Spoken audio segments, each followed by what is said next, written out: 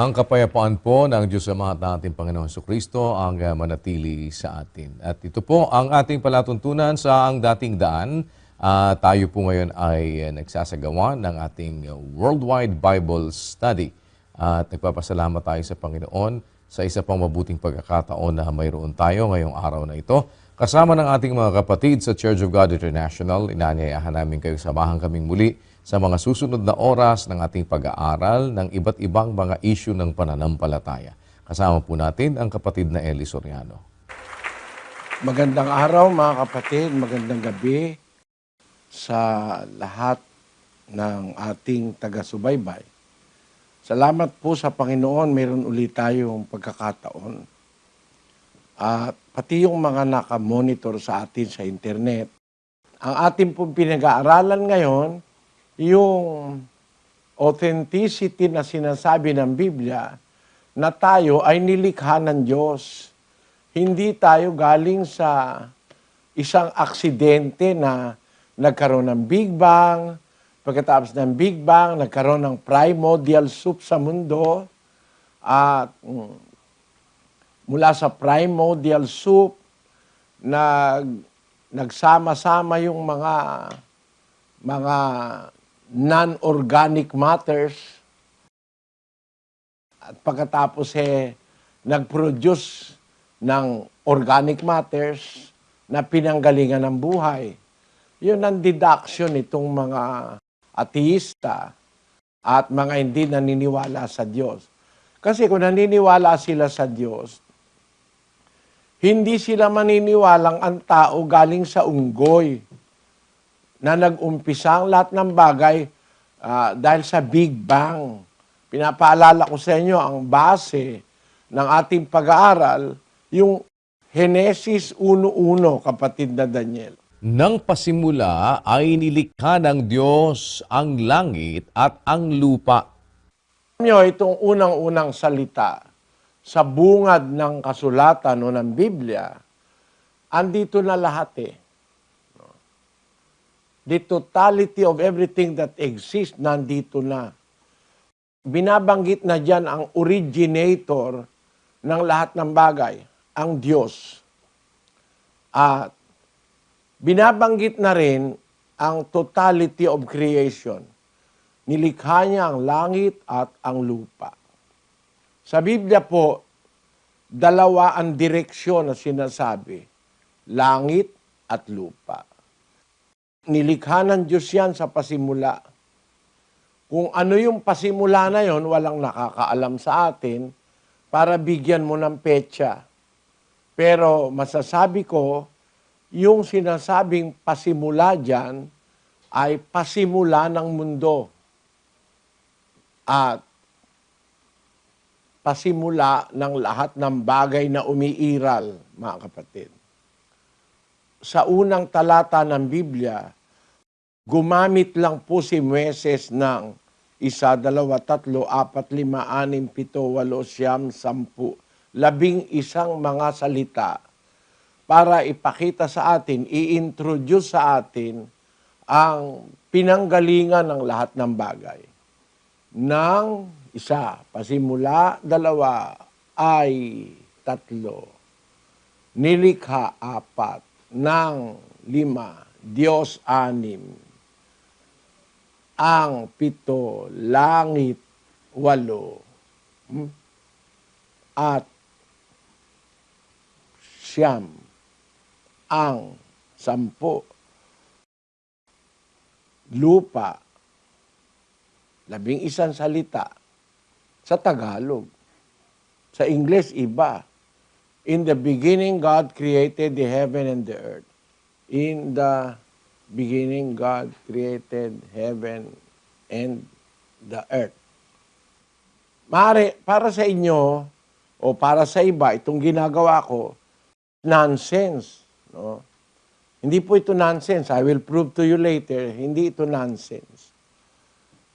Moses introduced the reason of the existence of everything that exists. Actually, sa Hebreo po, yung original na salitang ginamit ay 1, 2, tatlo, apat, lima lang po ang salita sa Hebreo na ginamit para i-describe ang origin ng lahat ng bagay na nalikha.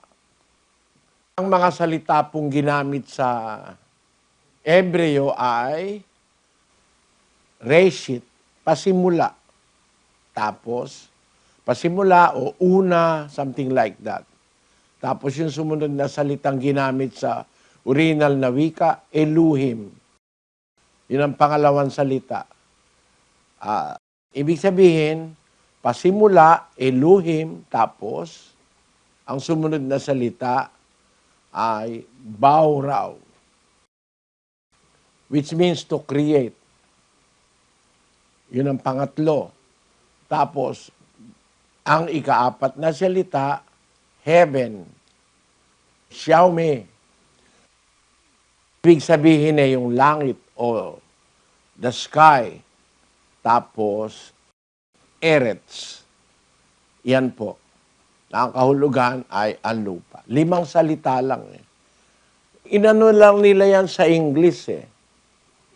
Dinagdagan sa Tagalog, inevitable kasi para maintindihan ng mga tao. Pero ako maiintindihan ko kung marunong ako ng Hebreo, naintindihan ko yung ibig sabihin eh. At ito nga isang issue ito, pero hindi ngayon natin pag-aaralan ito. Hindi nang pasimula ay nilikha ng Diyos ang langit at ang lupa. Hindi po yun. Kung ako magta-translate dyan, pinapauna ko na sa inyo because alam ko may tututol dito, but come that day na pagkakaloob ng Diyos na magkaroon ako ng opportunity na ipaliwanag ito, kung ako magta-translate, hindi ko gagawin yung salitang nang pasimula, nilikha ng Diyos ang langit at ang lupa. Kundi, if you are going to look it up in the Hebrew, ang nakalagay dyan, nang pasimulang likhain ng Diyos ang langit at ang lupa, yun ang verse 1, ano? Ang lupa ay walang anyo at walang laman. Yun. Nang pasimulang likhain ng Diyos ang langit at ang lupa wala pang anyo at wala pang laman nung umpisa. Yun ang gustong sabihin dyan eh. Hindi nung pasimula, nilikha ng Diyos ang langit at ang lupa. Bakit? Kasi, meron pang naunang nilikha ang Diyos kesa sa langit. May nauna pa siyang likhain kesa sa lupa. And we will talk about that, siguro, more profoundly, sa ibang mga pagkakataon. Pero remember, tandaan nyo, narinig nyo ito unang-una kay Brother Eli. Narinig nyo yan sa akin. Na hindi ganyan kung ako ang magta-translate ng Biblia. Ang ilalagay ko, nang pasimulang likhain ng Diyos ang langit at ang lupa, yung verse 2, lupa agad ang nakalagay. Ang lupa, walang anyo at walang laman. Hindi gaya ng pagkaintindi halos ng lahat ng translators na nang pasimula, nilikha ng Diyos ang langit. Hindi po totoong ang unang nilikha ng Diyos ang langit. Maintindihan niyo po yan. Kasi ang unang nilikha ng Diyos, lupa eh. Pero hindi itong lupa rito sa Genesis 1:1. Yan po, patutunayan natin yan. Iniiwan ko ito sa ere para lumabas ang mga kritiko para saka ko tatalakayin. Kung loloobin buhay pa ako, hintay muna natin lumabas. Tuloy na tayo ngayon sa ating pag-aaral, mga kapatid. Ang totoo, kaya may langit at lupa, hindi dahil sa Big Bang. Ang totoo, kaya may langit at lupa, may lumikha. Someone, a person, if we can call him a person, as the Bible call him so, someone, a person, a spirit that exists from eternity, siya ang lumikha. Tawag ng Biblia, Diyos. Nilikha niya ang langit at ang lupa. So, hindi galing sa Big Bang. Ang lahat ng bagay nag-exist dahil may lumikha. Kasi, hindi kapareho sa Biblia ang ideya ng Big Bang. Na ang lahat ng bagay galing sa Big Bang. Hindi po totoo yun. Totoo yun. Na ang lahat ng bagay nag-umpisa sa wala, tapos yung wala, sumabog. Paano yung wala sasabog? Wala nga. At tinan ninyo ang Big Bang Theory.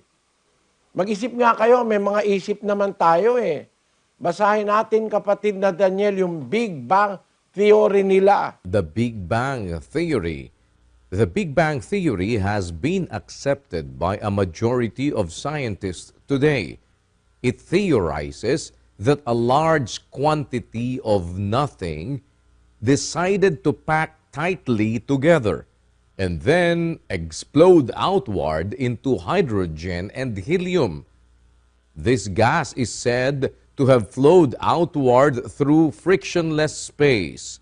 Frictionless, so the outflowing gas cannot stop or slow down, to eventually form stars, galaxies, planets, and moons.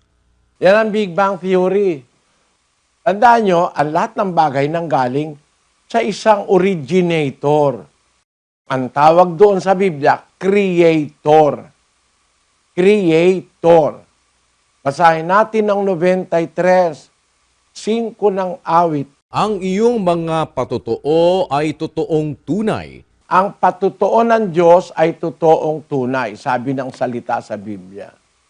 Ang iyong patotoo, totoong tunay. Kaya tayo, nagbabatay tayo sa patotoo ng Diyos. No? Unang Juan, Kapitulo 5, ganito ang ating mababasa sa kasulatan, sa 5:9. Kung tinatanggap natin ang patotoo ng mga tao, ay lalong dakila ang patotoo ng Diyos.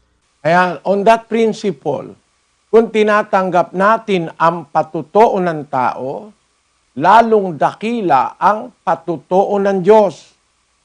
Yan ang mga salita ng Biblia, salita ng Diyos yan. Kaya ang ating pinag-aaralan yung patotoo ng Diyos. Pagkatapos, kukunin natin yun namang patotoo ng tao dun sa sinasabi ng Biblia para tayo magkaroon ng isang scientific Bible study. Why do I call it scientific Bible study? Kasi ang science kasi, ang kahulugan ng science, orderly knowledge yan Kung uugatin mo yung salitang siyensya, ang kahulugan nun, orderly at saka coherent knowledge yan Sa diksyonaryo, ang kahulugan ng siyensya, lagay nga natin, kapatid na Daniel. Ito po, science, study of physical world, the study of the physical and natural world and phenomena, especially by using systematic observation and experiment, often used before a noun. Especially by using systematic observation and experiment. Ang siyensya, isang pag-aaral o pag-alam ng mga bagay na systematic, may sistema, may order, may discipline sa pamagitan ng pagmamasid at experiment. Kaya sabi doon sa scientific attitude na napag-aralan ko nung grade 6, a scientist is law to accept facts and such a statement not supported by convincing proof. Actually, ang siyensya, sa aking pagkakilala, ang siyensya po ay pag-alam ng katotohanan in a systematic, kumbaga order or arrangement of knowledge based on nature and facts of life. Facts. Kaya ang siyensya, ang ground niyan, facts. Katotohanan. Ngayon, ang sabi ng salita ng Diyos, kung tinatanggap natin ang patutuo ng tao, kasama na rin ang siyensya, di ba? Kasi ang tao nagpapatutuo, siyensya ginagamit ngayon eh. Pati nga yung nag-aaway na mag-asawa, sinasabi ng lalaki, hindi ko anak yan. Ayaw niya kasing sustentuan eh.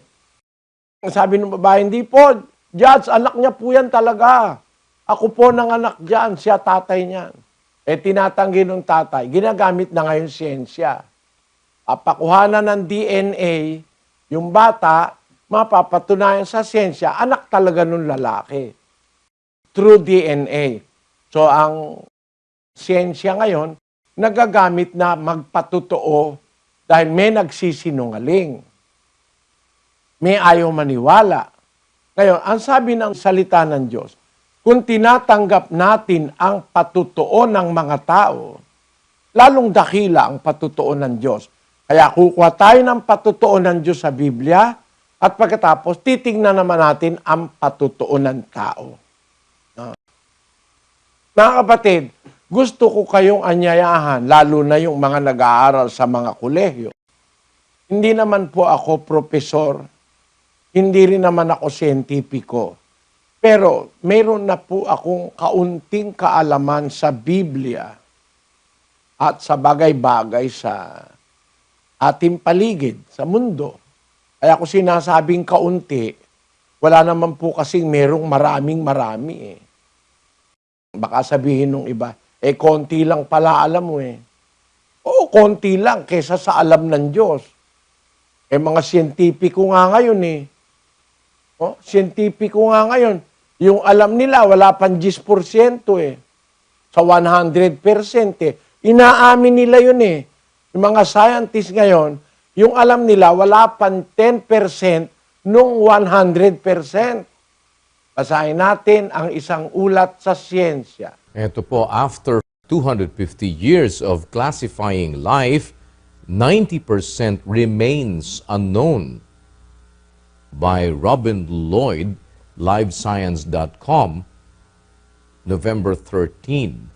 Bronx, New York, most people can tell the difference between some types of berries or bugs or trees, but much of the planet's life remains unnamed and unseen. A stunningly egotistical Swedish naturalist Carl Linnaeus tried long ago to set humanity on track to remedy that.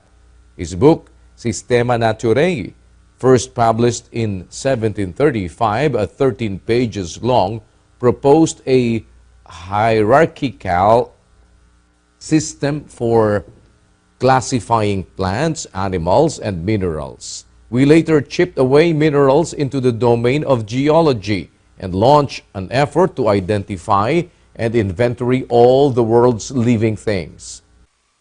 Merong lumitaw 250 years ago, isang taong napakayabang. Ang pangalan niya po ay si Carl Linnaeus. Ang kanyang goal, naglagay siya ng isang libro, 13 pahina lang yung libro niya.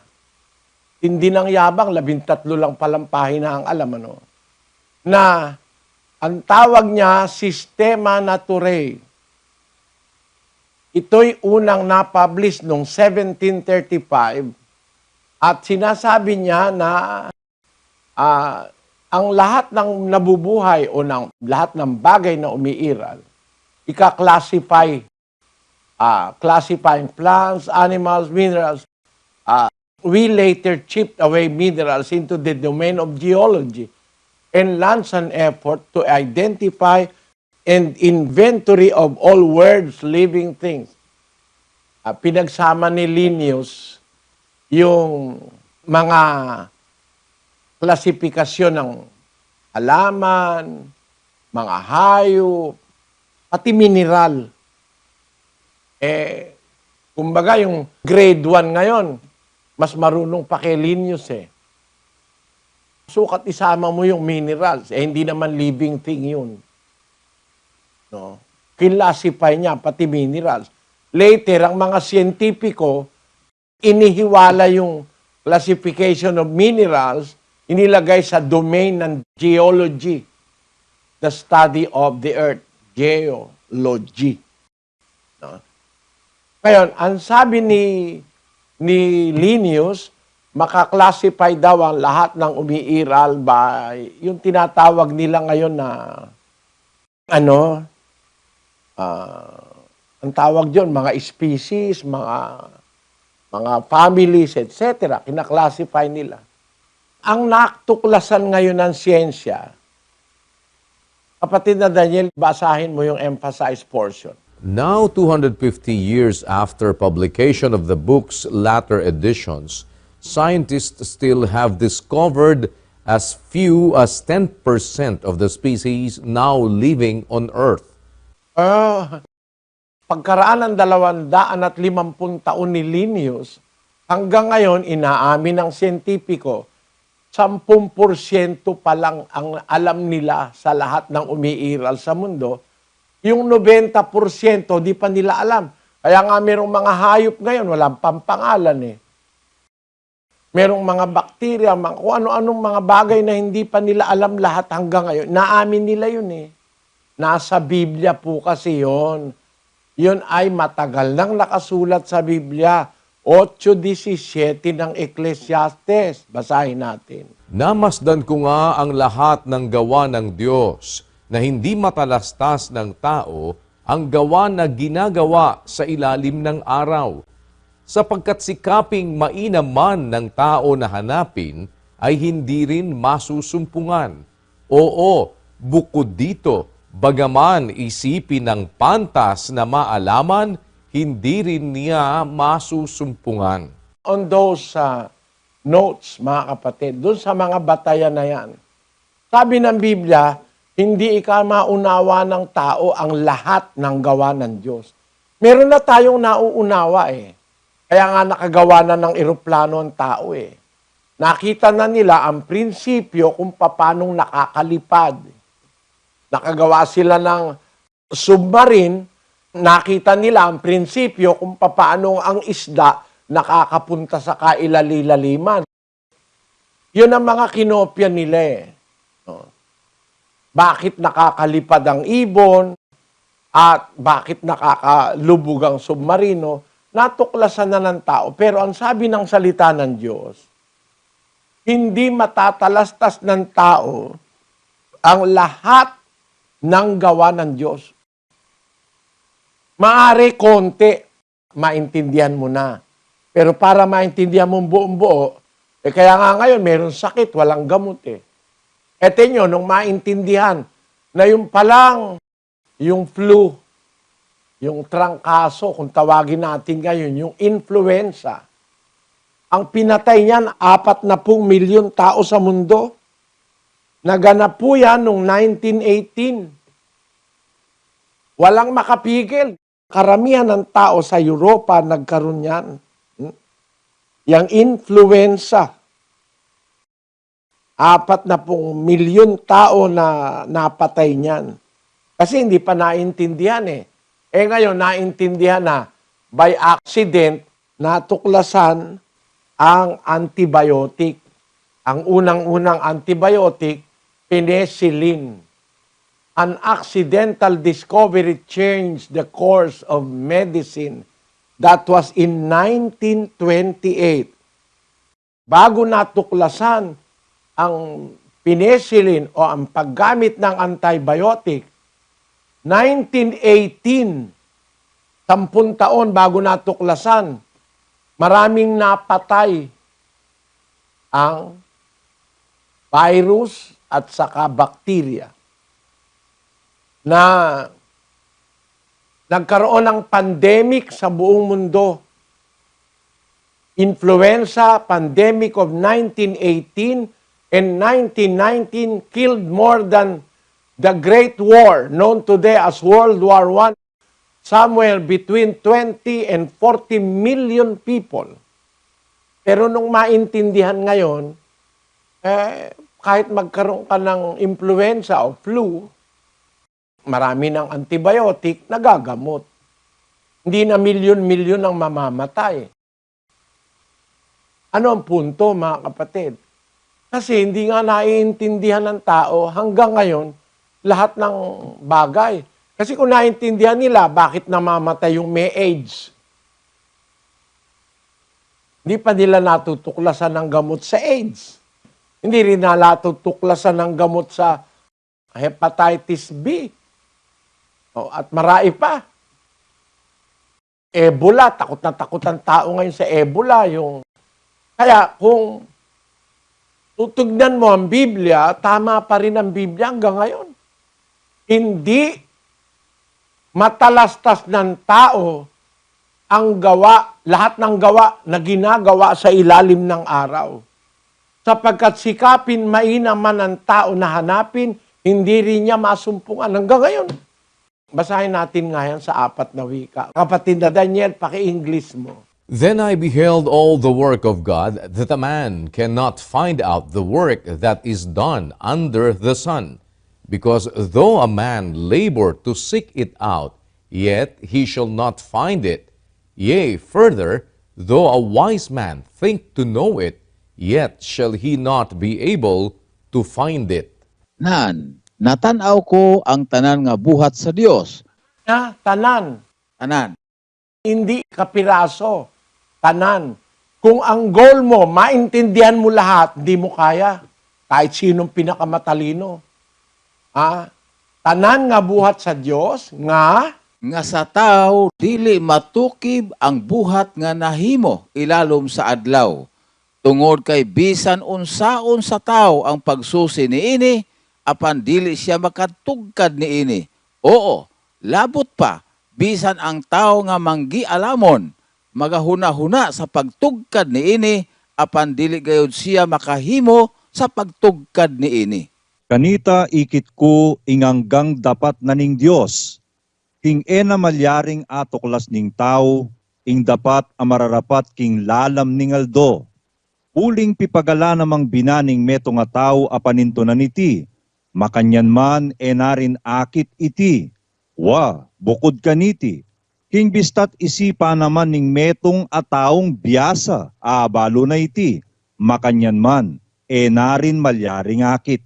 Idin kinitak amin ti aramid ti Dios, adi matuntunan ti tao ti aramid a maaramid iti baba ti init. Agsipud tano kasano kaado ti panagbannog ti tao nga agsukimat, nupay kasta isudidan to masarakan.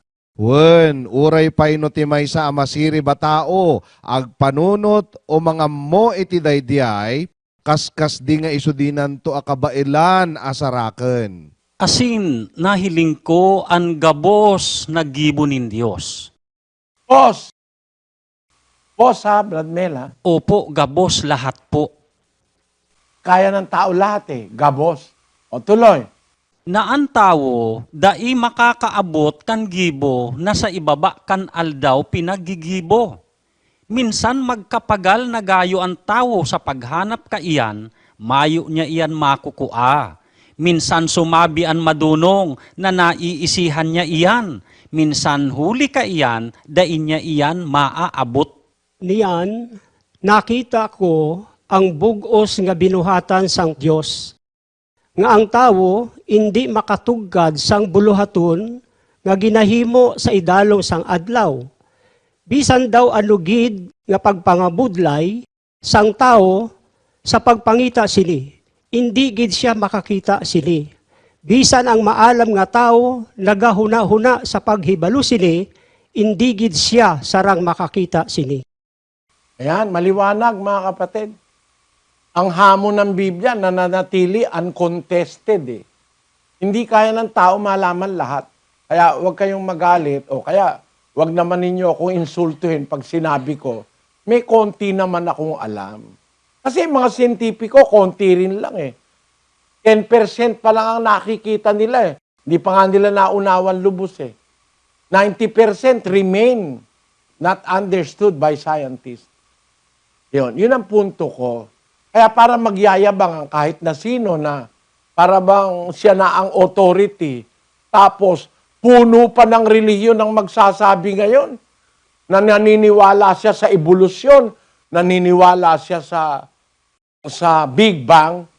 Ako, masasabi ko, biro mo, Big Bang nang galing, tapos primordial soup. Ayan. Sa interpretasyon pa lang nila, lumalabas talagang may Big Bang sa utak nila eh. Hindi Big Bang sa reality, no? A large quantity of nothing. Unang-una, how can you quantify nothing? Matino ka ba? Kung matino ka, paano mong masasabing isang marami o malaking bilang ng wala? Malaking bilang ng wala, nagsiksikan, tapos na magsiksikan, ay bigla sumabog, Big Bang na. Nagkaroon na ng bituin, ng kung ano-ano. Paano mong masasabing isang malaking bilang ng wala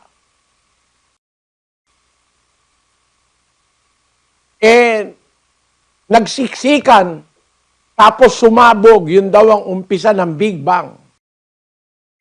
How will you quantify nothing? Isang malaking bahagi ng wala, nagsiksikan, tapos sumabog, yun ang Big Bang. No? Paano mong nasabi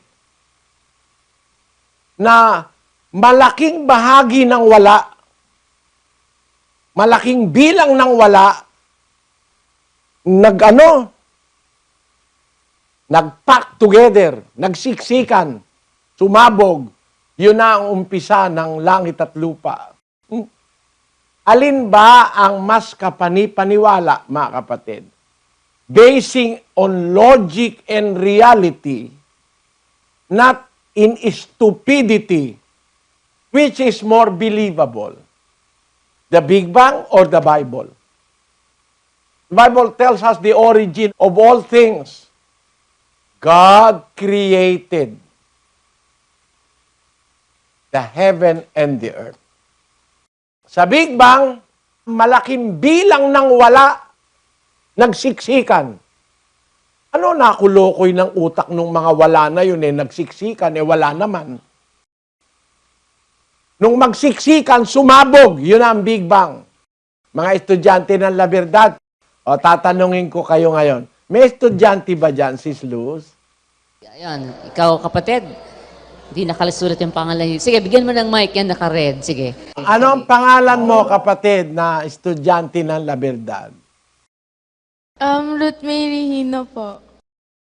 Sige ha, tatanungin lang kita, alin ang mas kapani-paniwala? Huwag tayong magbatay sa Biblia, huwag din tayong magbatay muna sa siyensya. Magbatay tayo dun sa available na nasa isip mo. May isip ka, di ba? Meron po. Kaya ka nga nakakasagot dahil may isip ka eh. Kung wala ka kasing isip, hindi mo maiintindihan yung sinasabi ko. Ang isip ang nagpapaunawa sa'yo, kaya ka sumasagot, nagre-reply, yung reflexes mo, nagtatrabaho, yung hypothalamus mo, nagtatrabaho, yung brains mo, nagtatrabaho, kaya sumasagot ka ng tama eh. Di ba? Ang tanong ko sa iyo ngayon, kapatid na estudyante sa La Verdad, hindi tayo magbabatay sa Biblia, hindi tayo magbabatay sa siyensya, magbabatay tayo sa isip mo. No? Sa logic. Meron ka na kasi agad nun eh. Diba? May logic ka, no? Alam mo ba yung logic? Apo. Ngayon, ang halimbawa ng logic ganito. Saan ka ngayon nakaupo? Sa upuan po. Ayon. Anong tawag sa Kastila sa upuan? Silya. Silya, tama. Sa English? Chair. Tamo, de may isip siya, alam niya nga, chair sa English eh. Silya sa Kastila, upuan sa Tagalog eh. Meron pang isang tawag sa Tagalog, alam mo? Ano? Hindi po eh. Ang isang tawag sa Tagalog, salumpuwit. Yan ang original na Tagalog, salumpuwit. May isa pang tawag, kahawig ng Tagalog. Sa Kapampangan naman yon, luklukan. Yan. Ginagamit din sa Tagalog yan, luklukan. Kaya, ang inuupuan mo ngayon, salumpuit, luklukan, chair, silya, o kung ano pa tawag sa ibang wika. Ang tanong ko sa iyo, by logic na naintindihan mo, bakit dyan ka sa silya ngayon nakaupo, kapatid? Kasi po,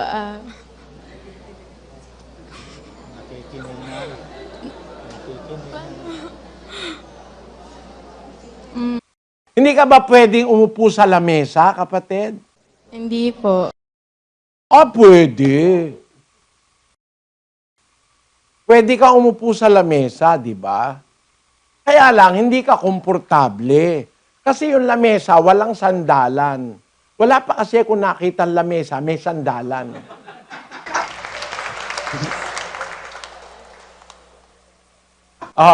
Di marunong ka na ng logic, hindi ba, kapatid na Ruth, ano? Apo. Bakit nagkaroon ng silya dyan? Sa lugar na yan. Ang pagitan mo, isang kapatid na maputi ang buhok, at yun sa kaliwa mo, isa namang kapatid din na maitim naman ang buhok. No? Bakit diyan ka nakalagay sa silya na yan? Walang Biblia muna, wala ring science. Ba't nandiyan ka sa silya na yan? Para komportable pong makinig sa aral. Tama. Bakit napunta dyan yan silya na yan? Nilagay po.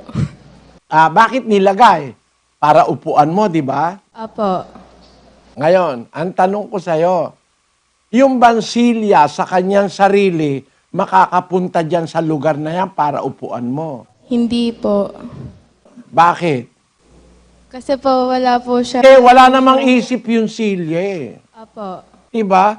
Hindi kagaya mo, may isip. Kaya nga diyan ka umupo eh. May isip ka eh. Kasi diyan maraming mauupuan. Pwede kang umupo doon sa stage, di ba? Kaya lang papaalisin ka ron dahil hindi talaga ron ang upuan eh. At kaya ka diyan umupo sa silya, meron na silya diyan. Ang susunod na tanong, ba't nagkasilya diyan?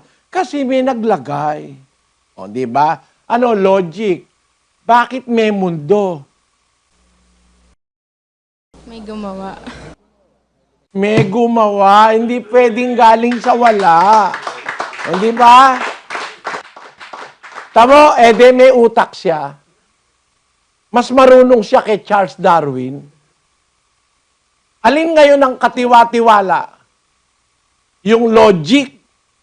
Kaya merong bagay, may gumawa. At yung gumawa, nakakaintindi nung ginawa niya, pati intensyon. Bakit? Kasi, kung gumawa man ng lamesa, hindi para upuan.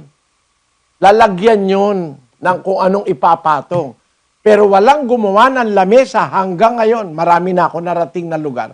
Lamesa, may sandalan. Kasi hindi inuupuan ang lamesa. Tama ba yung kapatid na Ruth? Apo, tama po. Logic pa lang, marunong ka na ng tama. Wala pa Biblia noon. Wala pa rin ang siyensya noon. Mababaw lang yan pero may logic yan. Na kaya yung silya, may gumawa. Kasi naiintindihan niya, yung uupo, mangangalay ang likod noon. Kaya nilagyan niya ng sandalan, kagaya ng silya ko. No?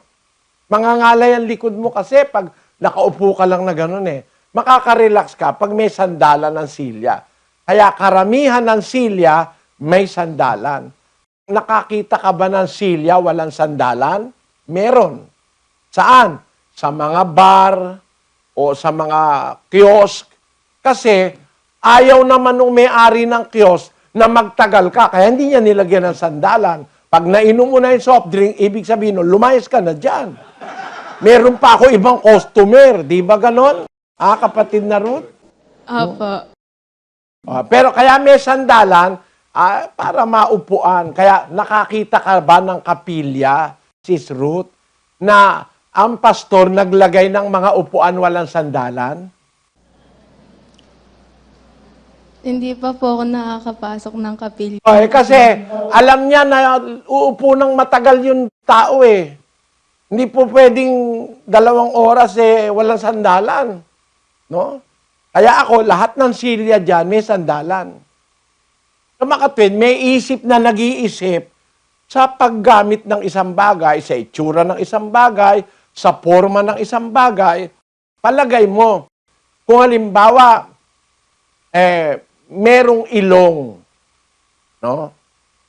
Ilong, mata, kamay, paa, tenga, may buhok. Big Bang.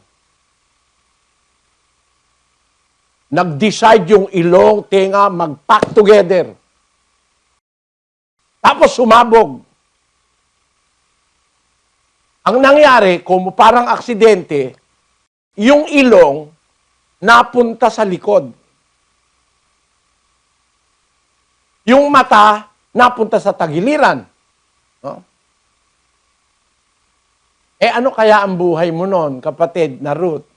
Kung yung ilong mo malapit sa puwet, ano pa kaya isip mo? Wala sa lugar yung ilong, ano? Opo. Halimbawa, yung ilong mo napunta sa tagiliran, dito sa may pigi. No? Pag ikaw ay bumiling sa kaliwa, patay ka na. Bakit? Maiipit yung ilong mo nung tagiliran na tumigilid ka eh. Pati nga yung lalagyan ng ilong, tama lang eh. No? Kung yung mata mo nasa tuhod, ano palagay mo mangyayari sa'yo? Di ba madalas kang mauuntog? Tama ba ako? Opo. Pero, ang mata mo ngayon, nasaan? Nasa ulo ko po. Nasa ulo. Konbinyente ka ba? Opo. Tama. Ang mata natin nandyan. No? Nasa ulo yung ating mata. Napakaganda kasi nakikita mo na maayos yung bagay-bagay. No? Kasi nababalang ng konti yung mata mo, napunta sa puso. Ay, naku. Hindi ko ma-imagine kung anong mangyayari sa'yo eh. Ibig sabihin, merong may isip. Teka muna. Is Ruth, Po. hindi ba merong isip? Di ba? May isip, ano? Meron po. At yung isip, nag-iisip yun. Opo. Kagaya mo. Kagaya ko ngayon, nag-iisip ako, nag-iisip ka rin. Tama? Opo. Kaya pala tayo nakakapag-usap dahil nag-iisip ka eh, no? Opo. Kasi kung wala kang isip, hindi ako magtsatsagang kausap ka eh. No? Nag-iisip tayo. Meron bang isip, kapatid na Ruth? Meron bang nag-isip na ang mata dapat dito? Meron po. Tiyak na tiyak. Kasi kung aksidente yan, ang possibility, ang mata pwedeng malagay sa ilalim ng kilikili. Kung totoo ang Big Bang, no? Aksidente ang nangyari, walang order. Pero bakit may order? May nag-iisip. Yun lang naglagay ng silya dyan na naupuan ni Sis Ruth. May isip yun. Kasi kung yung silya, paglalayo-layuin niya ng tigli 5 metro, hindi kayo kakasya dyan. May isip yun, pinagtabi-tabi niya. Naisip naman niya na hindi naman ganong kalakihan yung uupo. Hindi kailangan masyadong malalayo. At hindi naman magkakaawa yung uupo. Kaya dapat, pwede pagtabi-tabihin. Kasi kung magkakaaway, dapat sana paglayo-layuin para walang away. Ano? Kaya yung nag-ayos ng silya, may isip yun. Yung naglagay ng silya, may isip yun. Yung gumawa ng silya, lalong may isip yun. No? Ano ibig ko sabihin? Mag-i-exist ba ang mga bagay-bagay kung walang isip na nag-isip? May nag-isip. para ilagay ang lahat ng bagay sa order. No? Ito ngayon ang kamangha-mangha. Mga kapatid, punta na tayo sa Big Bang. Kung totoo ang Big Bang, di sumabog. May planeta. Tama ba? Meron. Nagawa raw ang mga planeta, mga galaxy, mga star dahil sa isang malaking pagsabog. Sabi ng mga atheists. Ngayon, ang tanong mga kapatid, kung totoo ang Big Bang, di maraming planeta. Di pwede palang magkaroon ng tao sa ibang planeta. Kasi Big Bang lang naman yan, random lang yan eh. Aksidente, random, hindi sinadya, walang nag-isip. Basta sumabog lang, nagkaroon mga star, planeta, planetary system. Ang dai-dai palang planeta sa galaxy. Dito lang sa Milky Way galaxy. Akala natin ang planeta lang mundo. Ang dai palang planeta. Lagay natin ang natuklasan ng siyensya. Kung gaano ang planeta sa universo sa kanilang pag-aaral. At bakit sa mundo may tao?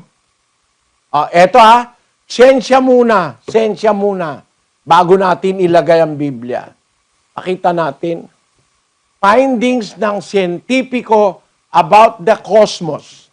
Pakibasa mo nga kapatid na Daniel. Ito po ang Design Evidences in the Cosmos 1998 by Dr. Hugh Ross. Table 3, an estimate of the probability for attaining the necessary parameters for life support. Dependency factors estimate 100 billion. Longevity requirements estimate 0.00001. Maximum possible number of planets in universe approximately 10 to the 22nd power. Much less than 1 chance in 100,000 trillion exist that even one such planet would occur anywhere in the universe. Hanga-hanga ito eh. May respeto ako rito sa mga siyentipikong naggawa ng observation na ito eh. Pakinggan nyo mga kapatid, kung naiintindihan nyo ang punto ko. Naghanap sila ng planeta na alam nila. No? This was in 1998. Naghanap sila ng mga planeta na kung saan pwedeng magkaroon ng buhay. Ano? Ang natuklasan nila ganito. An estimate of the probability for attaining the necessary parameters for life support. Dependency factor estimate is 100 billion. Longevity requirements estimate 0.00001. Napakaliit na liit-liit. Maximum possible number of planets in the universe, approximately 10 to the 22nd power. Teka muna, 1998 yan eh. Makinig kayo mga estudyante ng La Verdad. Noong 1998, ang kanilang approximately, ang planet ng universo ay 10 to the 22nd power. Ngayon, wala pang 2 taon, nakatuklas na ngayon ng mas marami pa na planeta. Tingnan muna natin yung 10 to the 24th power. Available na yung 1024. Pakibasa kapatid na Daniel. 10 to the 24th power planets with at least 200 billion galaxies out there and possibly even more. We're very likely talking about a universe filled with around 10 to the 24th power planets, or for those of you who like it written out, around 1 with 24 zeros. 1 with 24 zeros. Abay, ang planeta pala hindi lang trilyon. 24-0 na natuklasan ngayon. Pero noong 1998, 10 to the 22nd power. Ngayon, 10 to the 24th power. Kasi kamakailan nakatuklas sila ng maraming planeta pa eh. No? Eto, mga kapatid, bakit ito Bible study? Siyempre, pupunta tayo sa Biblia. Pinapakita ko man lang sa inyo yung nasa reality sa siyensya. Ang planeta pala, napakarami palang planeta, mga kapatid. Bakit ako naniniwala sa Biblia? Sabi nung kanilang pag-aaral, wala raw kapareho ang mundo. Sabi nung pag-aaral ng siyentipiko, ang sabi nila, much less than one chance. Mas konti pa sa isang chance na isang chance sa 100,000 trillion exist that even one such planet would occur anywhere in the universe. That is scientific. Napakaliit ng chance makakita ka ng planeta kagaya ng mundo na may buhay. Halos walang chance. Pero mo, less than one chance in 100,000 trillion exist that even one such planet would occur anywhere in the universe. Ito, pag-aaral ito ng mga napakaraming siyentipiko na gumagamit ng teleskopyo, gumagamit ng mga modernong equipments para tumuklas ng buhay sa iba-ibang lugar ng universo. Wala silang makita. Ano ang punto ko? Balik tayo sa Biblia. 17:26 ng Gawa. At ginawa niya sa isa ang bawat bansa ng mga tao upang magsipanahan sa balat ng buong lupa na itinakda ang kanilang talagang ayos ng mga kapanahunan at ang mga hangganan ng kanilang tahanan. Ayan. Napaka-reliable nito. Masasabi mo, ito isinulat ng isang tao na dinidiktahan ng isip na gumawa ng lahat ng bagay sa universo. Ang sabi niya, ginawa ng Diyos sa isa ang bawat bansa ng mga tao upang magsipanahan sa balat ng buong lupa. Mananahan daw ang tao sa balat ng buong lupa. Ang nakasulat diyan, ang tao mananahan sa prosopotes gis. G, yun po ang planet Earth. Sa Greek, ang planet Earth ay ang G. No? Iba naman yung cosmos, iba yung G.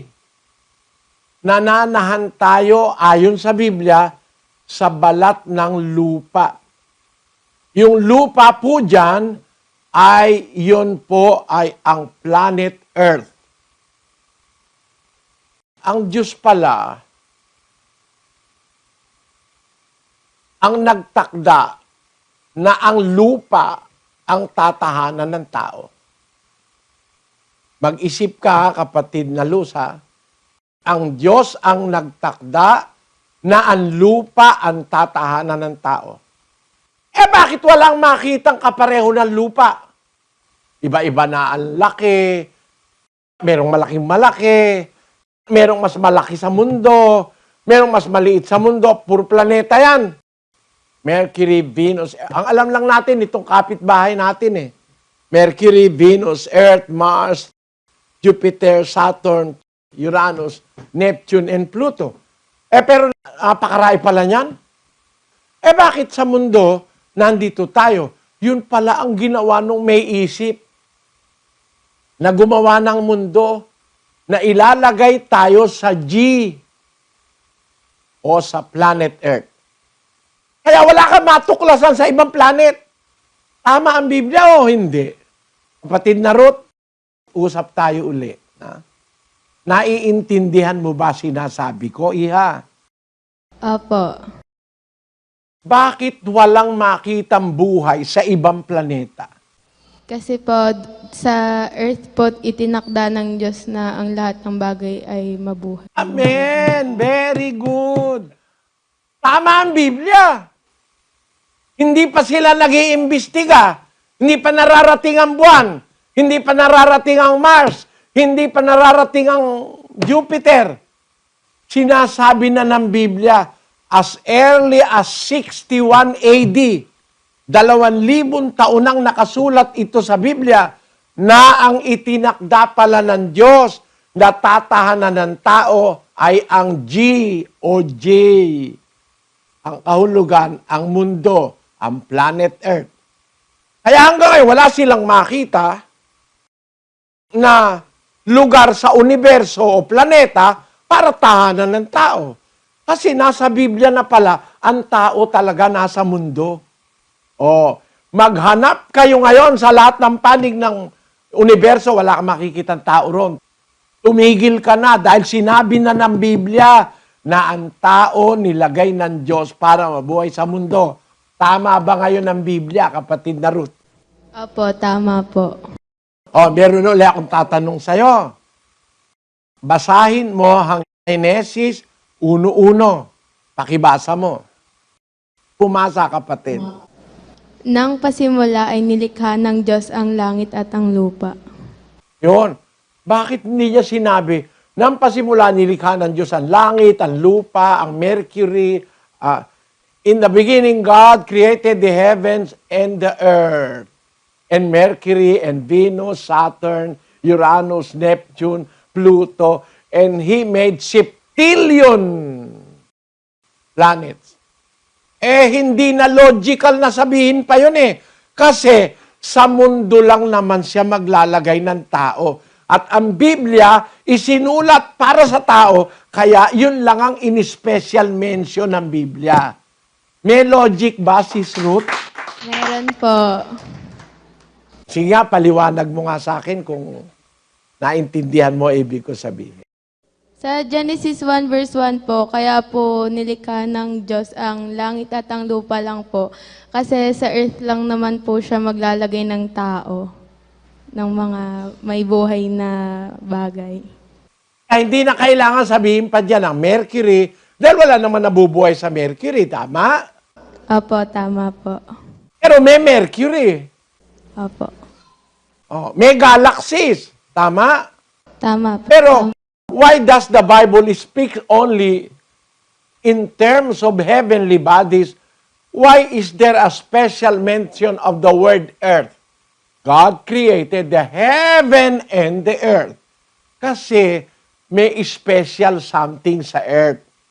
Sino yon? Si Sis Ruth.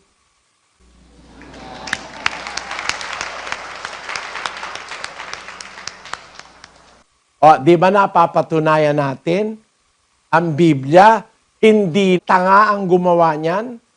Ang gumawa at nagpagawa niya at nagpasulat niyan, naiintindihan niya lahat ng bagay na umiiral kasi siya ang may gawa. Amen? Amen. Ngayon, eto, balik tayo sa Big Bang. Hindi ba kung ang pag-uusapan logic? Nagkaroon ng Big Bang. May isang septilyon na planeta. Big Bang naman yun eh. Sabog yun eh. Hindi ba ang possibility, kapatid na Ruth? Pwede namang magkaroon ng mga buhay, mga leon, mga tigre sa ibang planeta. Pwedeng possible yun pagka Big Bang, di ba? Opo. Ikaw, kung magsascientifico ka, o kaya kung mag-a-astronaut ka, no? Sis Ruth, gagamitin ka ng NASA. Pagka yung meron nang nakagawa ng mga rocket ship, pupunta ka ng Pluto. Inassign ka sa Pluto. Maghahanap ka ba ng tao sa Pluto? Hindi po. Kasi wala, Bakit? kasi wala naman pong nakasaad sa Biblia na may nilagay po ang Diyos doon sa ibang planeta. Very good! Very good! Kung naniniwala ka lang sa Biblia, hindi ka gagastos ng bilyon-bilyon para pumunta ka sa Mars, maghanap ka ng titirahan. Dito tayo itinakdang titira. Pag sa Mars ka pumunta, wala kang makikita ron. Ginagastos nyo lang ang pera. Ang daing nagugutom. Mga ateista, hindi naniniwala sa Diyos. Maniwala kayo sa Biblia. Ang tao, nilikha ng Diyos sa lupa. Ito ang ating tahanan. Maghanap ka ng tao sa iba pang parte ng universo, hindi ka makakakita. Naghanap nga sila eh. Ang kanilang nakita, ano? Sabi ng scientifico, hindi kami may sabi. There is less than one chance. Less than one chance in 1,000 trillion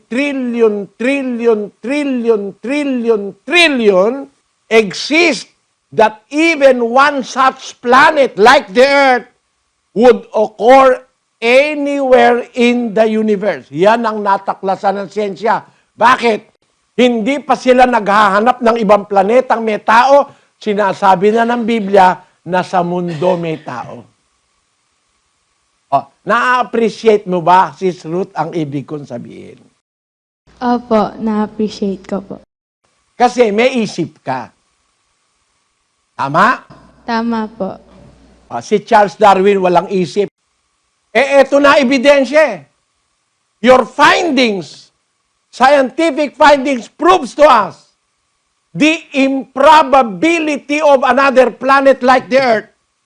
And before you have discovered this, after so much investigation and calculations, it is written in an uncontestable book called the Bible. Amen? Kaya, ang tawag natin dito, Bible study. Kapatid na Daniel? Opo, pinag-aaralan po natin yung mga nakasulat sa Biblia na napakagandang gamiting batayan ng isang taong may isip, nag-iisip, at gumagamit ng lohika para hindi ka na gumawa pa ng iba pang mga bagay na imposible namang matuklasan mo dahil nga hindi naman po sinasang-ayunan ng Biblia. Ayan. Kaya alam nyo, maraming ginagastos ang tao. Maraming inaaksayang pera. Ang isang rocket ship, ang halaga bilyon. Tama naman yun, bilyon talaga yun. Kung yung eroplano lang dito lang sa mundo, bilyon ang halaga para magpadala ka sa Mars, magpadala ka dun sa beyond. Ganong bilyon ang gagastusin mo? Ang punto ko, mga kapatid, imbis na niwala kayo kay Charles Darwin at sa mga ateista, sana naniwala kayo sa Diyos.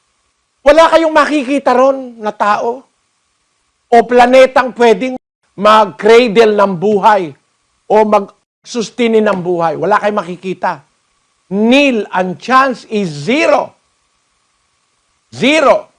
Bakit, mga kapatid? Kung naniniwala lang kayo sa Biblia, dapat sana yung ginastos yung bilyon doon, inamahagi nyo sa tundo, binigay nyo sa mga Aprikano, binigay nyo doon sa mga taga Papua New Guinea, binigay nyo sa mga naghihirap, napakaganda sana ng mundo, mga kapatid. Pakibasa mo itong contrast na ito. Pakibasa mo ito, kapatid na Daniel. Ito po, we spend billions of dollars to find life on other planets and trillions of dollars killing the life on this one. Yan. Ang sabi ng kanilang pagsusuri, gumagastos tayo ng bilyon-bilyon para maghanap ng buhay sa ibang planeta. Gumagastos naman tayo ng trilyon-trilyon dito sa mundo para patayin ang buhay dito sa mundo. The greatest irony I have ever encountered is the thinking of these scientists looking for life in other places in the universe. The result of the investigation of reputable and reliable scientists gives us less than one chance in 1,000 trillion, trillion that we can find another planet like the Earth. Ngayon, punta ulit tayo sa siyensya. Sa Biblia, napatunayan natin, dito lang sa mundo inilagay ng Diyos ang tao para mabuhay. Mga hayop, mga halaman, etc. Alamin natin, sabi ng siyensya, kung bakit dito sa mundo maaaring may buhay at manatiling may buhay kagaya na nangyayari ngayon. Pakinggan nyo ito by Charles Q. Choi, October 18, 2012, about the planet Earth. Pakibasa mo, kapatid na Daniel. Ito po, the closest star system to our own made headlines on Tuesday, October 16, with the announcement that it hosts a planet about the mass of Earth, a tantalizing discovery so close, astronomically speaking, to us. While the newfound planet may be Earth-sized, researchers say it is almost certainly barren. Astronomers detected the alien world around the sun-like star Alpha Centauri b, which is a member of a three-star system only 4.3 light years away from our solar system. This planet, known as Alpha Centauri b, is about as massive as Earth, but its hot surface may be covered with molten rock. Its orbit takes it about 25 times closer to its star than Earth is from the Sun. Kita nyo? Nakakita sila ng kapareho ng mundo, halos kapareho, pero hindi pwede ka mabuhay doon. Bakit po? 25 beses na mas malapit sa araw niya, yung planeta na yon. Alam nyo ba kung ba't tayo nabubuhay sa mundo? Kasi yung ating distansya sa araw, eksaktong-eksakto. Hindi pwedeng mas malapit, hindi pwedeng mas malayo. Mas malapit, masusunog tayo. Mas malayo sa araw, magiging yelo tayo. Tama lang. May nag-isip talaga, kaya ang mundo nandun sa lugar na yon. Doon siya umiikot. Ha? Tapos sabihin mo, aksidente ito. Yung isang ulat na bakit nabubuhay ang tao sa mundo. To give them an eye view na kung bakit naniniwala tayo sa Biblia, no? Na bago pa tinuklas ng siyensya, natuklasan nila na ganun pala, nasa Biblia na eh. Ibig sabihin, mas advance ang isip nung nagpasulat ng Biblia kaysa sa lahat ng siyentipiko ngayon. May isip na gumaganang nag-isip. Na ang sabi sa Biblia, sa iisang Diyos na marunong. Basahin natin ang 16:27 ng Roma. Sa iisang Diyos na marunong sa pamamagitan ni Hesukristo na sumasa Kanya ang kaluwalhatian magpakailanman. Siya nawa. Amen. May isang Diyos na marunong. Kaya ang buhay matatagpuan mo sa earth. No? Ngayon, hanap sila ng kapareho ng earth. Ang ibinigay nila, one chance sa buong universo, isang chance lang makakakita sila ng kagaya ng mundo. Isang chance sa, alam nyo mga kapatid, para maintindihan nyo ko, tumaya ka sa loto. Di ba madalas hindi ka tumatama? Alam nyo ba ang chance para manalo ka sa loto? Ito po ang kanilang pag-aaral. Ang odds ng winning a loto, ito po. Kapatid na Daniel? Ang sabi po ay eto, jackpot is 140 million PCSO. The Philippine Charity Sweepstakes Office on Monday said that winning the estimated 1 billion peso jackpot in the Ultra Lotto 6/58 is a 1 in a 40 million chance. And isa lang ang chance mo na manalo sa 40 milyon chance. Kaya kung 40 milyon kayong tumaya, isa lang ang mananalo. Sa 40 milyon, napakahirap palang manalo sa loto. No? Para makakita ka ng isang planeta na kapareho ng mundo na pwedeng magtaguyod ng buhay, ang chance, kulang pa sa isang chance, saan? Sa 40 million? Hindi.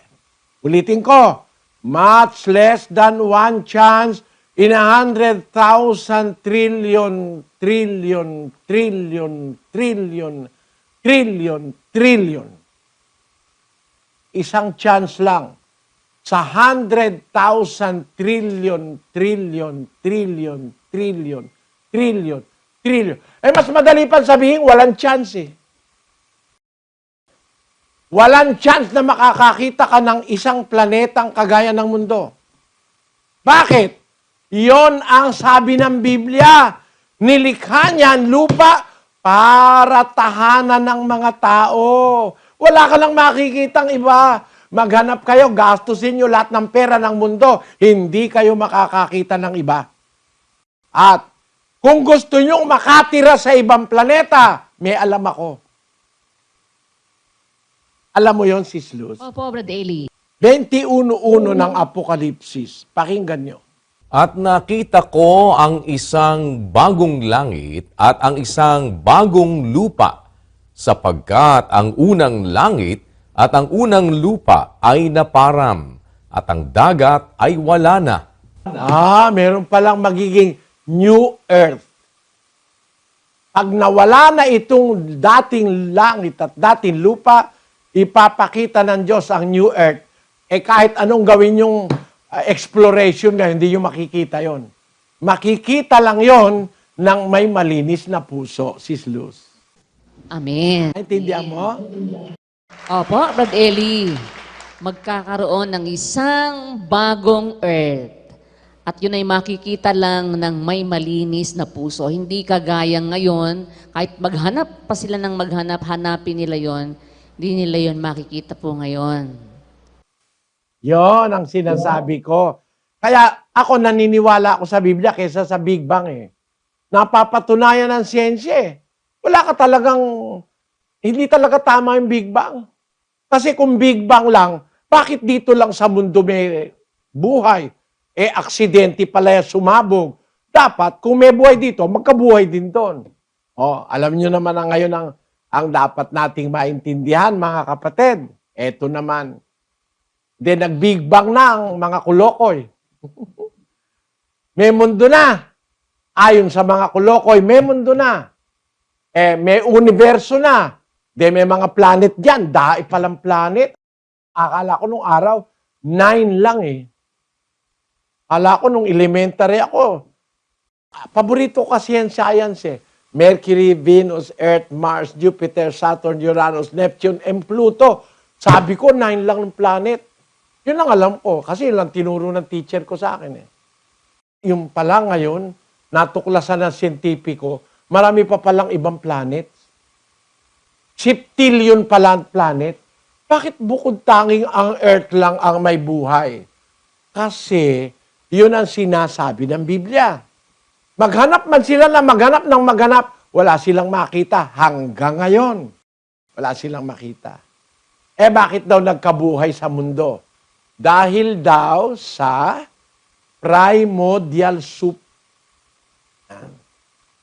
Pagkatapos ng Big Bang, nag-imbento na naman itong mga to na kaya nagkabuhay sa mundo, merong isang sabaw.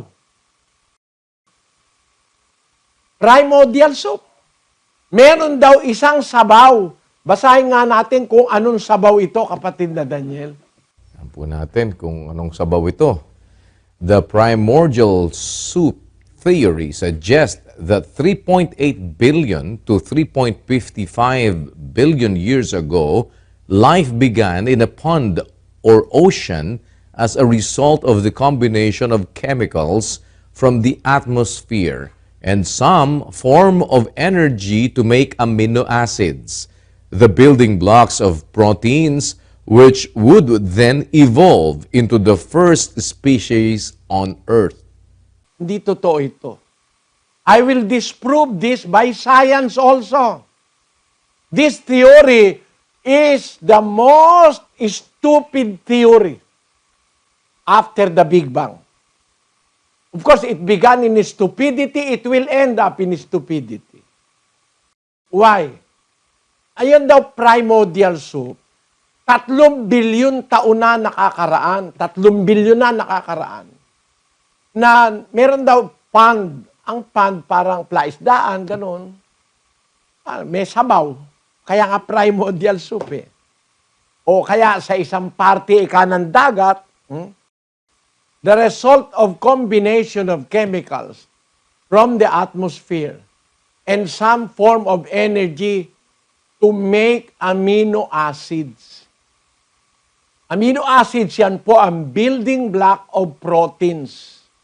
Yang proteins, yan naman ang building block of cells. No? At ang cells, ang building block of life. Totoo ba to?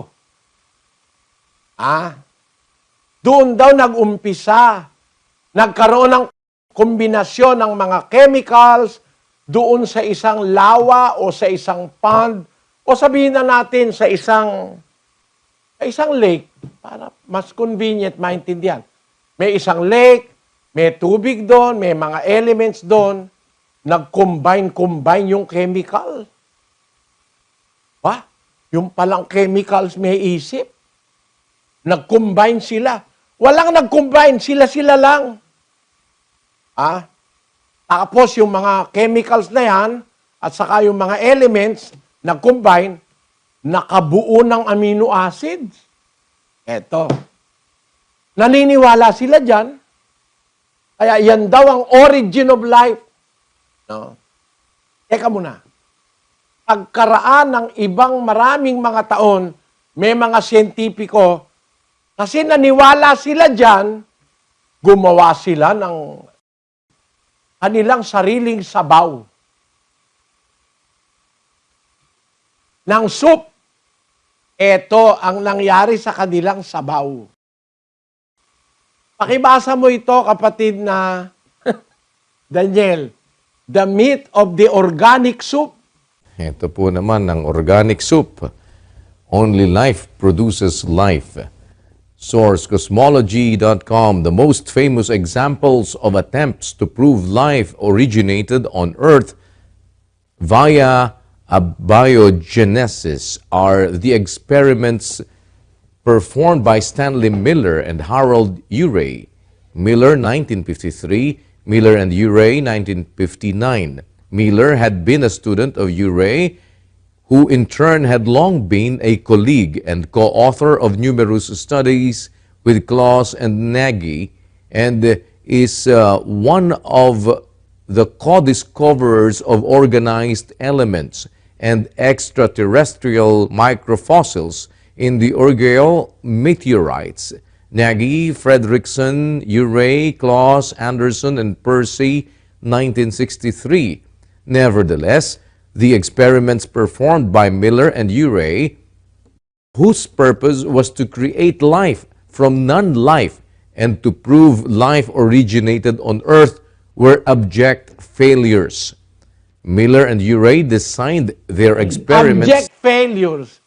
Gumawa sila ng kombinasyon ng mga kung ano-anong mga pinagsama-sama nila, napatunayan yung kanilang ine-experiment, puro failures. Wala. Bigo. Tuloy natin, kapatid na Daniel. Miller and Urey designed their experiments to mimic what mainstream science believed was the nature of Earth at the time life appeared. Example, had oceans and an atmosphere made of gases such as ammonia, hydrogen, methane, and water vapor. Thus claimed the scientific establishment. All it took was the fortuitous mixture of these gases, chemicals, and elements, and an energy source, and life would emerge fully formed. Miller, Urey, and others believed that the energy required for protobiotic synthesis was lightning and ultraviolet rays, which caused the complex chemical reactions that gave rise to life in the form of simple microorganisms. Hence, Miller and Urey combined methane, hydrogen, and ammonia with water and sent flashes of electricity through the mixture. However, nothing even remotely indicative of life was produced. Instead, Miller and Urey were able to produce only a few amino acids, the constituents of proteins, as well as some nitrogen bases that are constituents of DNA. They also failed to produce a single molecule of sugar, which is required for the creation of genetic material. The sugar ribose, for example, is an essential ingredient of DNA. The experiments were a ridiculous failure. Kita nyo, mga kapatid. Mga sintista yan, ganito. Kukwento ko na lang sa inyo. Kasi baka naman di lahat nakakaintindi ng mga scientific terms, ano? Ito po, ang paniwala kasi nung tinatawag na primordial soup, somewhere sa mundo, sa isang lugar ng mundo, maaaring lawa or lake, meron dong primordial soup. Parang sabaw. May tubig doon, meron dong mga elements, may mga chemical na nandun, etc. Nag-combine yung chemicals na nandoon mula sa atmosphere at saka sa energy para makagawa ng amino acid. Ang ginawa nitong mga siyentipikong ito, na ako hanga sa kanila, gusto nila talagang tuklasin na talagang ang buhay, parang aksidente ang buhay. Na yung kanilang soup, yung sabaw nila, yung mga chemicals doon, yung mga chemical reaction, yung energy na nanggagaling sa atmosphere, gaya ng sikat ng araw, yung hangin, etc. Pagka pinabayaan mo, sa kanilang kusa, lilitaw ang microorganisms na kagaya ng mga amoeba, bacteria, one-cell plant and animal, Spirogyra, yung mga maliliit na organismo. Kala nila ganun nga lilitaw. Ginawa nila, naglagay sila sa isang laboratorio nun lahat ng eksakto. Lahat ng eksaktong kailangan para makagawa sila ng isang cell na buhay. Isang cell lang na buhay para makagawa sila. Pinaghalo-halo nila ron sa isang, kumbaga sabihin na nating kaldero, para maintindihan nyo lang na parang ganito, no? Ikaw kapatid na Luz, alam mo ba yung ginatang halo-halo? Opo, Brother Eli. Ano ang sangkap nun? May kamote, saging, sago, gabi, may yung tawag ito, yung bigas, yung Bilo-bilo. Bilo-bilo. Ayan, no? Ayan, ang sarap niya, no? Opo.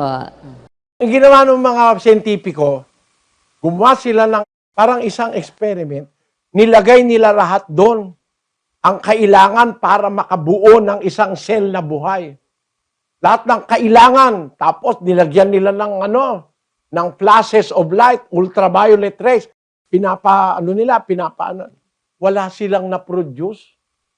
Nakapag-produce sila ng kaunting amino acid, pero konti lang at hindi man sapat para makapag-produce nung sugar na ribose ang tawag. No? Anong tawag doon? Ribose. Na yung sugar na ribose, isang mahalagang parte ng DNA. Yung deoxyribonucleic acid, ang DNA. Nakaproduce sila ng kaunting amino acid, pero hindi nila ma-produce yung sugar ribose na isang bahaging malaki ng DNA. Na yung DNA, yon ang nagdidikta sa isang buhay na kung paano siya magiging. Yun ang, kumbaga, yun ang nagdidirect sa mga proteins at saka sa amino acid para makabuo ng balat, ng buto, ng litid, ng laman. Hindi nila na-produce yun eh. Wala silang na-produce. Lahat ng eksperimento nila, baksak. Eto ngayon. Nag-aaral kayo mga taga-La Verdad. Eto. Kung ang primordial soup ang papaniwalaan mo, yun, ano yun? Random yun eh. Basta sabaw, andyan na lahat. Bahala na yung sabaw na mag-combine ng elements para mag-produce ng bacteria o ng one-celled animal or plant. Mali eh. Bakit? Eto nga, scientific na eh. Naglagay sila ngayon ng kagaya nun na sinasabi nila. Nilagyan nila ng tamang temperature, mainit-init. Ha? Nilagyan nila ng mga light na may mga tawag dito, parang sinag ng araw, ultraviolet rays, etc. Kinumpleto nila. Lahat ng minerals nilagay nila ron, lahat ng mga elements, lahat ng kailangan. Nag-observe sila. Wala silang nagawa kahit isa lang eh. Isang cell, isang maliit na cell, di sila nakapag-produce ng may buhay. Tinigilan na nila. Mula nun, wala nang nangahas. Ano ibig ko sabihin? O sa mga nag-aaral sa La Verdad, eto yon ang ibig ko sabihin. Gusto ni Sis Luz ang ginatan, halo-halo. Merong kamote, may langka, may etc. Ayan, no? Kompleto na. O ikaw, ilagay mo yung langka dyan, mukhang langka, no? Mukhang langka, kumuha ka ng kamote, kumuha ka ng lahat, ilagay mo sa isang, kumbaga, swimming pool para makakreate ka ng primordial soup. Lagay mo. Mag-intay ka ng 1 taon, tingnan mo kung magkaroon ng ginatan. Paglagmit-lapitin mo na. Kasi mahihirapan yung nyog mula doon sa Batangas, mahihirapan pumunta yun sa Apalit. Ilapit mo na yung nyog, kunin mo na ron. Kunin mo na rin yung yung ube, kung saan galing yan eh. Yung sago, galing pa sa China yung karamihan doon eh. O, wag mo na silang pahirapan, paglapit-lapitin mo na. Ilagay mo ngayon sa tabi ng isang swimming pool. Yun ang primordial soup mo. Tingnan mo kung magkaroon ng ginatan after 1,000 years. Naintindihan mo ako, kapatid na Ruth? Opo, Brother Eli, naintindihan ko po. Magkakaroon ba ng ginatan after 100 years? Hindi po, kasi wala naman pong magluluto. Ayun. Walang pipigasan nyog, no? Walang magbabalat sa kamote. Paano ka magkakaroon dyan? Logic dictates, para magkaroon ng ginatan, merong gagawa ng ginatan. Tama? Kahit lahat ng soup, kahit lahat ng sabaw, kahit lahat ng tubig, jagay mo na, available na lahat. Pagkatapos, Big Bang ang mangyayari o primordial soup, hindi lasang ginatan. Bakit? Halimbawa, sabi nung asukal, gusto ko konti lang eh. 1 kutsara lang. Hindi, gusto ko, ako lang ang pupunta ron sa kaldero. 1 kutsara lang na asukal. Hindi nga maglalasang ginatan yun eh. No? Pati yung timpla nun, may nagtitimpla. Ilan bang asukal, gaano ba karaing gata, para masarap ang ginatan. Tama ba ako, Sis Luz? Opo, Brad Eli. Yung primordial soup, sa kanilang sinasabi, nandun lahat ng sangkap para makagawa ng cell. Pero, nakagawa raw ng cell, naghalo-halo yung mga sangkap. Sabi nila, eto ngayon, may mga siyentipiko, naniwala sila ron sa primordial soup, gumawa sila ng sarili nila experiment. Nilagay na nila lahat ng mga kailangan. May oxygen na dyan, may hydrogen na dyan, lahat na andyan na. Sila pa ang nagdidirect. Pinagsasama-sama nila yung tamang bilang ng mga ingredients. Hindi sila nakagawa ng isang cell eh. Kung yung may tao nang nagdidirect, hindi nakagawa ng isang cell, yung pang wala namang nagdidirect, makakagawa ng tao, ng buhay? Imposible yon. Therefore, what I mean is, scientists who presume something is stupid is contradicted by scientists also, which thinks more intelligently than those stupid ones who formulated the theory of the Big Bang and the primordial soup as the source of all existing things. Ang halimbawa ko, simple lang. Ginatang halo-halo lang. Pag naghalimbawa ako ng mas komplikado, lalo mong makikita tarantaduhan itong mga hindi naniniwala sa Diyos. Ngayon, ang tanong, bakit nagkabuhay? Bakit nagkabuhay? Galing ba yan sa tamang combination ng chemicals at ingredients at mga elements? Doon ba galing yan? Hindi. Nagkabuhay kasi nilikha ng Diyos ang buhay. May pinanggagalingan ng buhay. Ang katunayan, nandyan na lahat ng sangkap para makagawa ng isang cell. Ba't hindi nila nabuhay? Bakit? Di hindi galing doon ang buhay. Kagaya ng tao. Gumawa ka ng tao. Lagay mo ilong, lagay mo lahat. Mabubuhay ba? Nakakagawa na sila ngayon ng mga artificial parts eh. Mabubuhay ba? Tingnan natin ang nasa Biblia. 2:7 ng Henesis. At nilalang ng Panginoong Diyos ang tao sa alabok ng lupa at hiningahan ang kaniyang mga butas ng ilong ng hininga ng buhay. At ang tao ay naging kaluluwang buhay. Mag-usap na lang tayo sa tao na.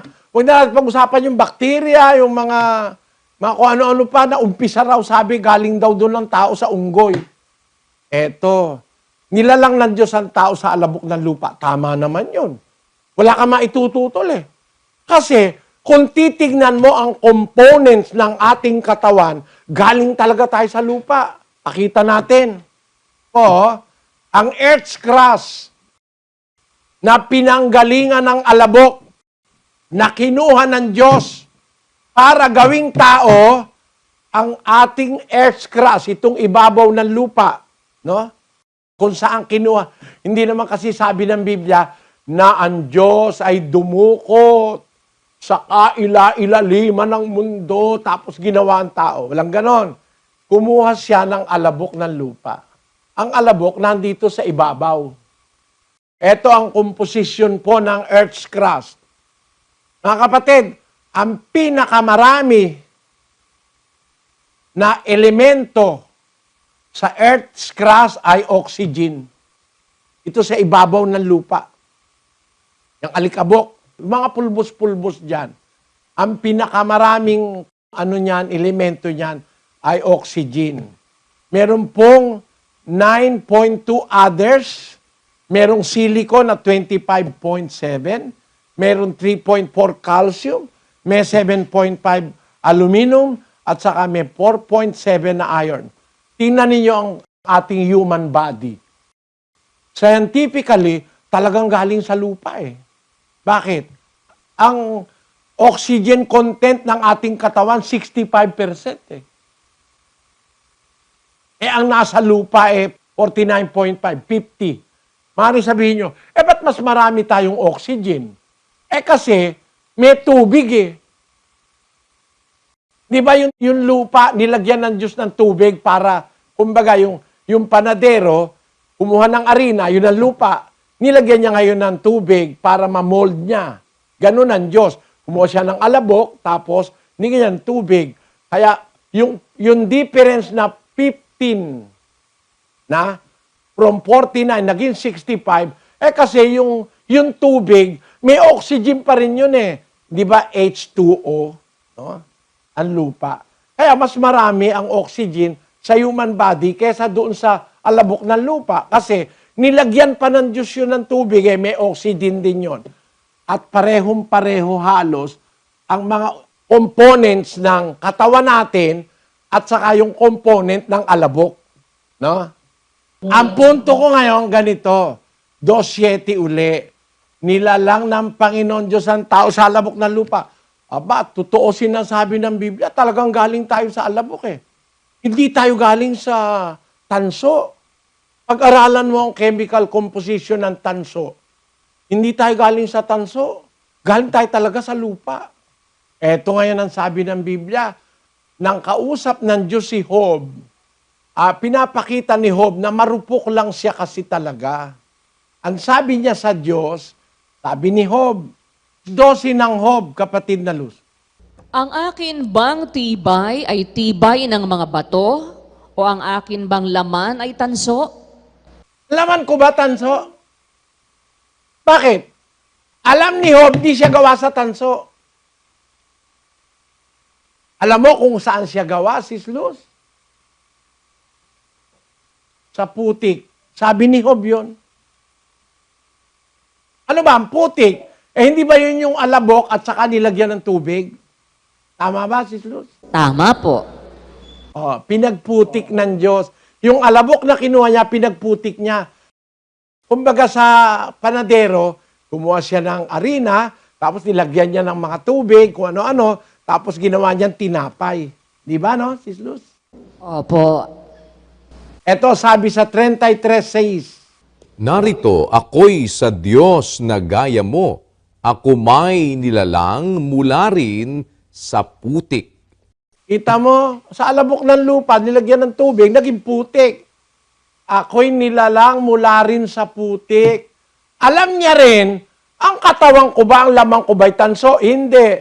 Pag-aralan mo ang chemical composition ng tanso, iba sa chemical composition ng katawan ng tao na nanggaling sa alabok ng lupa. Nakasakay ka, Sis Luz. Opo, Brad Eli. O ngayon, ginawa na ang Diyos ang tao, nilalang sa alabok ng lupa. Ito ngayon ang hindi alam ng mga siyentipiko. Ano yon?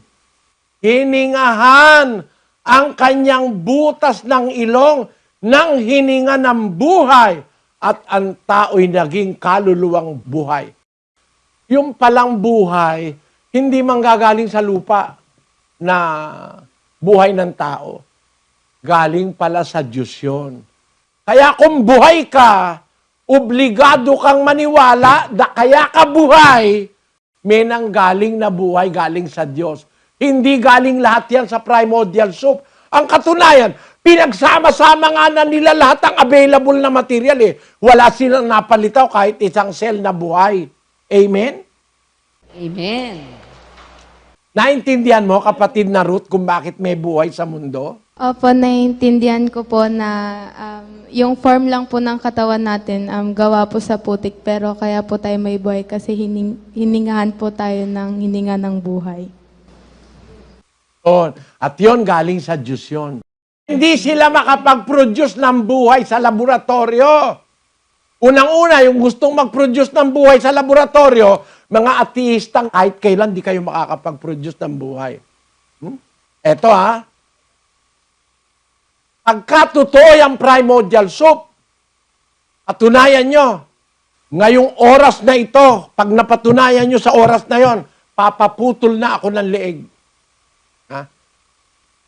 Ayoko nang mabuhay. Bakit? Mali kasi ako eh. Tama pala kayo eh.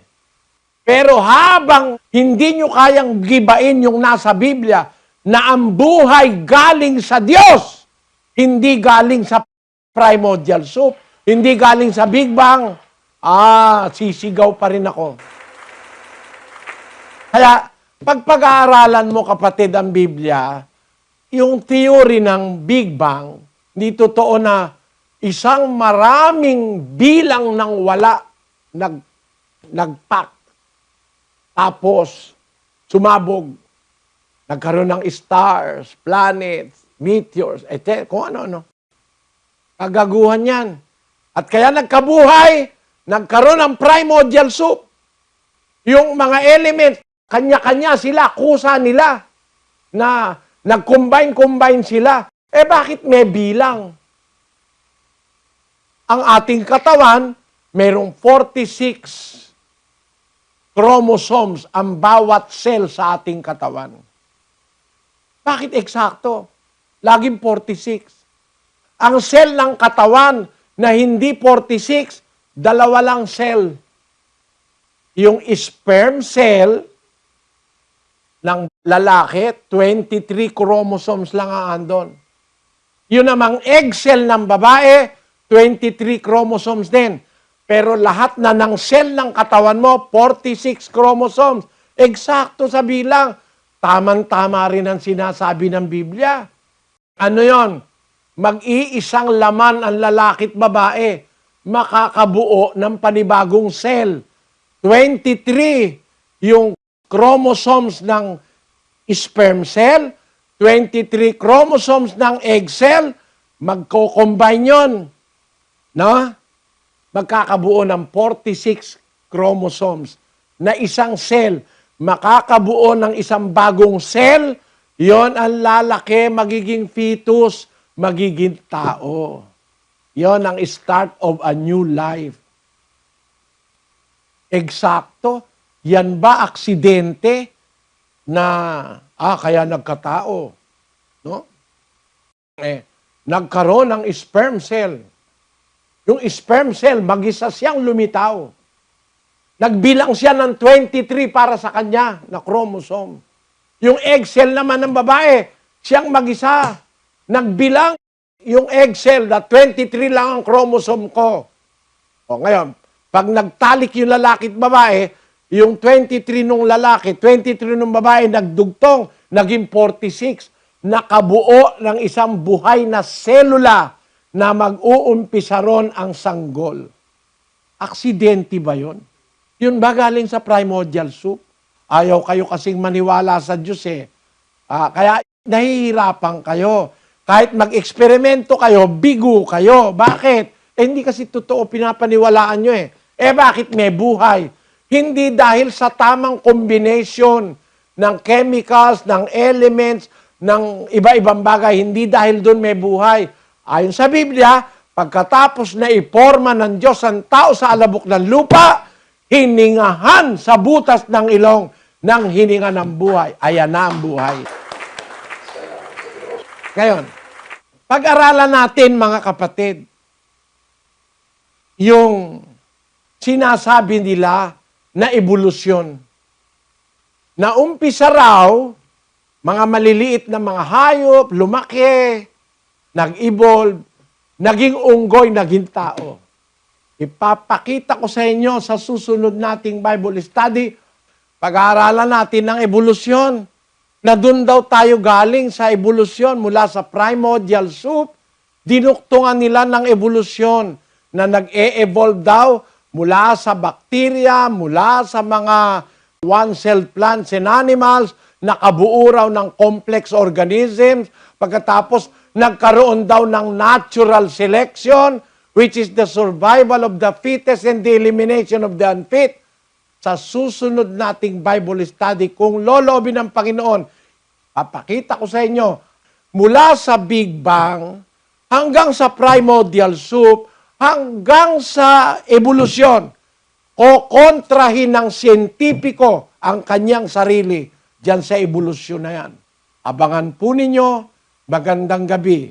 Maraming salamat po sa Diyos sa pagbibigay sa atin ng pagkakataon at maraming salamat sa inyong pagdalo.